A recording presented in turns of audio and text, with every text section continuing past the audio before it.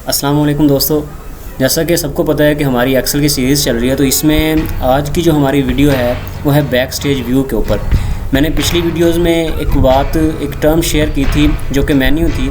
तकरीबन basically backstage view वही menu ही है जिसमें हमारे पास बैक स्टेज व्यू में save as options, info, recent, new, export, इनके ऑप्शंस मिलते हैं। मतलब इनकी टैब्स मिलती हैं जहाँ पर हम डिफरेंट फंक्शंस परफॉर्म कर सकते हैं। तो मैं एक्सेल पर लेके जाता हूँ आपको। यहाँ पर मैंने न्यू ब्लैंक खोल देता हूँ। लेकिन यहाँ पर जैसे मैं फाइल टैब पर क्लिक करता हूँ तो मेरे पास ये एक मेन्यू सामने आता है। इस मेन्यू में हमारे पास सबसे पहले है होम टैब के ऊपर हम होम के ऊपर जैसे क्लिक करते हैं तो हमारे पास जो पहले से खुली हुई होती हैं या फिर जो न्यू है उनके ऑप्शंस आ जाते हैं। अगर हम न्यू पे क्लिक करें तो हमारे पास एक न्यू ब्लैंक वर्कबुक खुलती है, या फिर हम वहाँ से टेम्पलेट्स भी ले सकते हैं। टेम्पलेट के बारे में मैंने बता दिया कि टेम्पलेट क्या होती हैं। उसके बाद ओपन में जाएंगे तो हमारे पास ओपन में जो हमारे पास रिसेंटली पड़ी होती हैं वो खुलती हैं, जैसे टेम्पलेट्स हो गई या फिर जो हम पहले से खोल चुके हैं वर्कबुक्स वो खुलेंगी। इन्फो में हमें इन्फॉर्मेशन देता है एक्सेल के जो वर्कबुक हम शेयर कर रहे हैं या जो वर्कबुक हम रख रहे हैं वो हमने प्रोटेक्ट करके रखी हुई है या फिर वैसे रखी हुई है। प्रोटेक्ट करने का मतलब होता है कि उसके ऊपर कोई पासवर्ड लगाया है या नहीं लगाया, ऐसे ही रख दिया। अगर हमने उसे शेयर किया है तो क्या उसमें कोई दूसरा बंदा एडिटिंग कर सकता है या नहीं कर सकता, इसमें इंफॉर्मेशन में आ जाता है। अगर हम सेव की बात करेंगे तो जो हम फाइल या जो हम वर्कबुक खोल के बैठे हुए हैं उस वर्कबुक को सेव करना चाहते हैं या नहीं सेव करना चाहते, उसमें जो तब्दीलियां की हैं बाद में खोलने के बाद क्या उन तब्दीलियों को सेव करना चाहते हैं आप या नहीं सेव करना चाहते, ये सब कुछ हमारे पास सेव टैब में आएगा।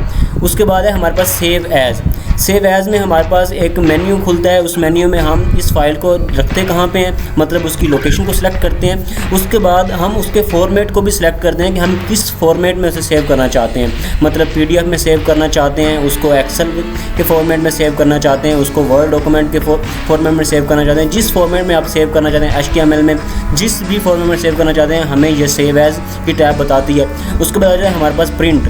तो प्रिंट में हमारे पास प्रिंट का एक मतलब मुकम्मल मेन्यू खुलता है। उसमें हम सेलेक्ट करते हैं कि प्रिंट हम कैसे करना चाहते हैं, कौन सी वर्कबुक को करना चाहते हैं। तो आगे आता है हमारे पास शेयर। तो शेयर में ये होता है कि अगर हम मतलब एक ऑर्गेनाइजेशन में काम कर रहे हैं और हायरार्चिकल स्ट्रक्चर है, अगर फ़र्ज़ कर लें कि मैं उसका हेड हूँ तो मैं जो फाइल खोल के बैठा हूँ या उसके अंदर जो एडिटिंग कर रहा हूँ वो मेरे दोस्तों ने भी वही फाइल खोली हुई है, मतलब मैंने शेयर की हुई है, उनको पासवर्ड बताया हुआ है प्रोटेक्ट करके, तो वो भी उसे देखते रहेंगे और वो लाइव काम होता रहेगा। मतलब जैसे जैसे मैं एंट्रीज़ करता जाऊँगा वो मेरी देखते जाएंगे और जैसे जैसे वो एंट्रीज़ कर रहे होंगे मैं उनका काम देखता जाऊँगा। उसके बाद आता है हमारे पास एक्सपोर्ट। तो एक्सपोर्ट में हमारे पास यूँ होता है कि जो डाटा या जो फाइल मैं खोल के बैठा हूँ या जो फाइल मैं सेव कर रहा हूँ उसको मैं एक्सपोर्ट करता हूँ, मतलब किसी फ्लैश ड्राइव में एक्सपोर्ट कर रहा हूँ या फिर किसी हार्ड ड्राइव में एक्सपोर्ट कर रहा हूँ या कहीं पे क्लाउड पे रखना चाहता हूँ, कहाँ पे भी रखना चाहता हूँ, वो सारा मेरे पास एक्सपोर्ट में आएगा।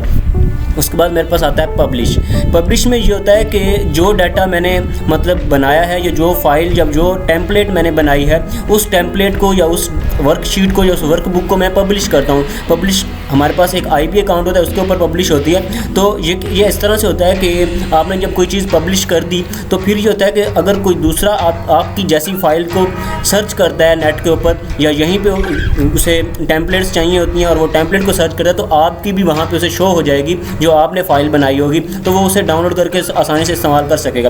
क्लोज़ में हम इस सारे जो हम काम कर रहे होते हैं उसे क्लोज़ करते हैं। आगे आता है हमारे पास अकाउंट। तो अकाउंट में भी यही होता है कि हम एक्सेल का एक अकाउंट बना लेते हैं जो कि जिसके अंदर हमारी फाइल्स जो हम काम कर रहे होते हैं उसको सेव किया जाता है और उसके अंदर रखा जाता है। वो हम परमानेंटली रखा जाता है, उसे डिलीट भी कर सकते हैं लेकिन हम, और फिर जब हमें ज़रूरत पड़ती है तो हम अकाउंट से वहाँ से उठा लेते हैं। आगे आता है हमारे पास ऑप्शन में हम अपनी पूरी की पूरी वर्कबुक को फॉर्मेट करते हैं। पूरी की पूरी वर्कबुक को हम क्या कर देते हैं, सेट करते हैं। मतलब हम पूरी वर्कबुक के ऊपर अपनी कंडीशन लगा सकते हैं कि क्या क्या हमें कहाँ कहाँ पे चाहिए, किस तरह से हम उसके ऊपर काम करना चाहते हैं, कौन सी टैब कहाँ पे खुले, कौन सी रिबन हमें किस टैब में चाहिए। ये सारा कुछ हम किस में करते हैं, ये सारा कुछ हम किस करते हैं इसमें ऑप्शंस के टैब के अंदर। ऑप्शंस के अंदर हमें सेव के ऑप्शन भी मिलते हैं कि हम सेव कैसे करना चाहेंगे फाइल को, हमें ये सेव का ऑप्शन कहाँ पे मिलना चाहिए। प्रूफिंग का मतलब होता है प्रूफिंग मतलब हम जो डाटा है हमारे पास उसे प्रूफ कैसे करना चाहते हैं। लैंग्वेज किस लैंग्वेज में आप लिखना चाहते हैं, इंग्लिश लिखना चाहते हैं, डच लिखना चाहते हैं, कोई भी लिख सकते हैं आप। Accessibilities, advance, customise ribbons. Customise ribbons का मैंने बता दिया, मतलब हम कौन सी रिबन हमें किस टैब में चाहिए, सारा कस्टमाइज रिबन में आता है। आगे quick assess tool bar. Quick assess tool bar हमारे पास, मतलब जो क्विक असेस टूल बार है, क्विक असेस टूल बार हमारे पास ये वाली टूल बार होती है जो हमारे पास फ्रंट पे ये खड़ी है।